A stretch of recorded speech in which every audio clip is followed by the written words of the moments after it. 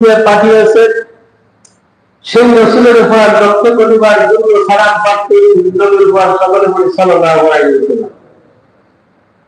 প্রিয় মুসল্লি, বাচ্চা মুরব্বীরা, যুবক ভাইয়েরা, আজ জুমাতুল বিদা, রমজান মাসের শেষ জুমা। এই শেষ জুমায়, এই জুমা আমরা আগামীতে কেউ পেতে পারি, নাও পারি। কেউ বলতে পারবে না যে কেউ পেতে পারি, নাও পারি, কেউ বলতে পারবে না কার কখন। আজকেরা সামনের কাতারে যে মুসল্লি গুলো আছে, দেখা যাচ্ছে আগামী রমজান আসতে না আসতে কয়েকজন বিদায় হয়ে চলে যাবে, কেউ বলতে পারবে না। সুতরাং